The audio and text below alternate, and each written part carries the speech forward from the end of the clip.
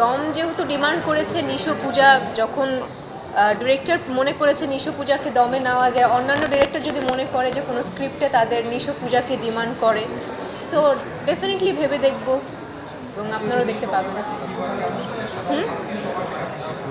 আজকে সকালটা দুর্দান্ত ছিল, কালকে থেকে আমি অনেক এক্সাইটেড যে সিনেমা আসবে সিনেমা আসবে সিনেমা আসবে, আর সেখানে দম সিনেমা আসছে যেখানে কিনা মানুষ আসলে নতুনভাবে আমাকে দেখতে পাচ্ছে।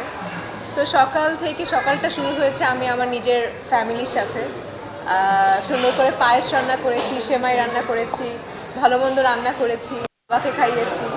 সো এভাবেই শুরু হয়েছে।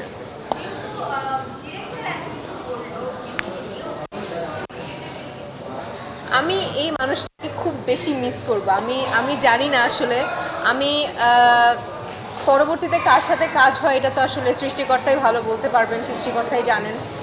বাট এই লোকটাকে আমি অন্যান্য সব কাজের সময় মিস করব, কারণ এই মানুষটা এত সুন্দর ধরে ধরে বুঝিয়ে দেয় এবং একটা আর্টিস্টকে চেঞ্জ করার জন্য তো ডিরেক্টর অনেক বড় একজন মানে বড় একটা দায়িত্ব পালন করে। সো এই মানুষটাকে আমি অনেক অনেক বেশি মিস করব আমার অন্যান্য প্রজেক্টে, কারণ আমার চেঞ্জের পিছনে আমাকে দর্শক যতটুকুই চেঞ্জ দেখতে পাচ্ছে, all credit goes to my director. মানে উনি না থাকলে হয়তো বা আমি এতটা চেঞ্জ হতে পারতাম না, হয়তো বা আমি আগের পূজায় আমাকে দেখতে পারতো।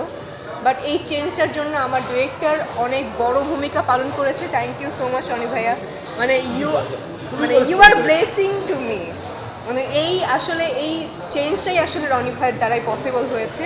সো আমি তাকে অনেক বেশি মিস করব, এবং সে এত ইমোশনাল একজন পার্সন, তার সাথে কাজ না করলে হয়তো বা আমি বুঝতে পারতাম না।